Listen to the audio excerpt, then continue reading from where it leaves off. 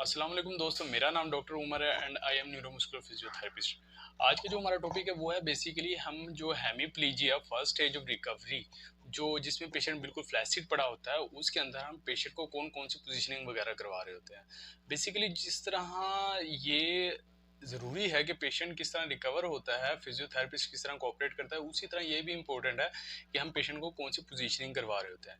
Positioning से ये है कि हमारा जो पेशेंट होता है, अगर वो स्टार्ट से ही प्रॉपर पोजीशन के अंदर लेटा हुआ है, तो अननेसेसरीली जो मसल्स पर या फिर जो जॉइंट्स के ऊपर जो मसल्स को स्ट्रेचेस वगैरह हैं, अननेसेसरीली स्ट्रेच से बचा जा सकता है और पोजीशन से उसकी जो मैक्सिमम रिकवरी है वो हमारे पास पॉसिबल हो सकती है।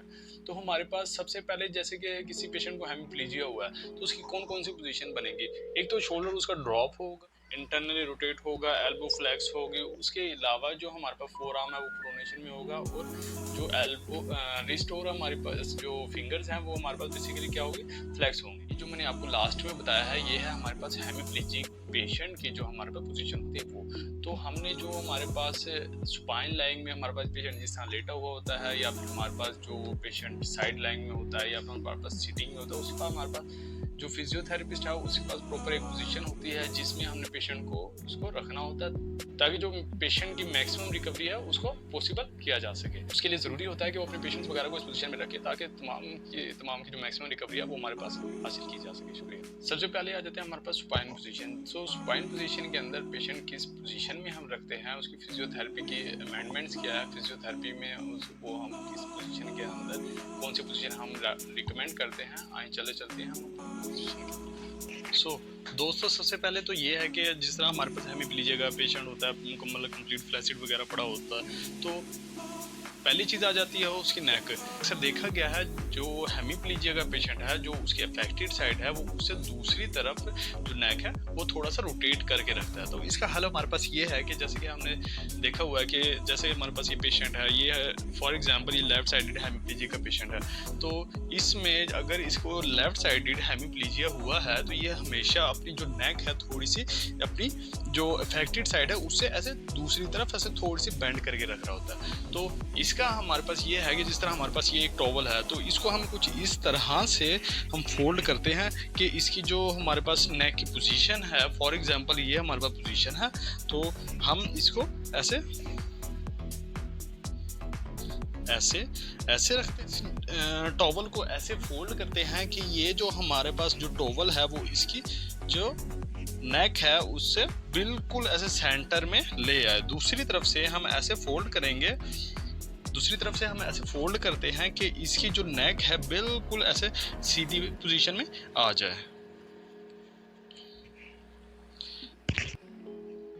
अब जैसा कि ये देखा जा सकता है कि इसकी जो नेक है बिल्कुल न्यूट्रल पोजीशन के अंदर आ गई है। अमूमन ये देखा गया है कि जो हेमीप्लीजिया का पेशेंट है उसका जो शोल्डर होता है वो हमेशा पीछे वाली साइड पर ड्रॉप होता है। अब एक साइड से और जो दूसरी साइड है वहाँ से दोनों से कंपैरिजन करें तो इसका जो ये वाला शोल्डर है वो ऐसे पीछे की तरफ ड्रॉप होगा। आप प्रॉपर फील कर सकते हैं, प्रॉपर आप पल्पेट कर सकते हैं पीछे इसको ऐसे हाथ देकर।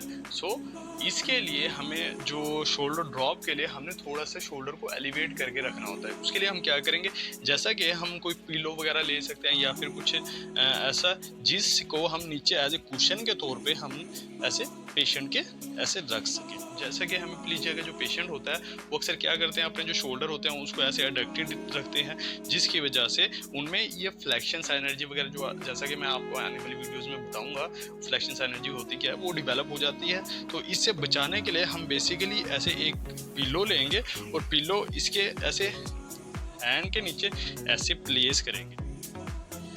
अब नेक्स्ट जैसा कि ये इसकी हिप है, ये हिप जो हेमीप्लीजिया के पेशेंट के अंदर होती है वो ज़्यादातर रिट्रैक्टेड पड़ी होती है, नीचे गिरी हुई होती है। अब इसका प्रॉपर हल ये होता है कि हम इसको ऐसे जैसे कोई टॉवल वगैरह लेकर या फिर कोई कुशन वगैरह लेकर ऐसे नीचे की तरफ सपोर्ट करेंगे और इसको एलिवेट करके ऐसे नीचे प्लेस कर देंगे, जिसकी वजह से जो इसकी हिप है वो ऐसे न्यूट्रल पोजीशन में आ जाएगी और दोनों के दोनों हिप से ऐसे प्रॉपर पड़ी हुई हो।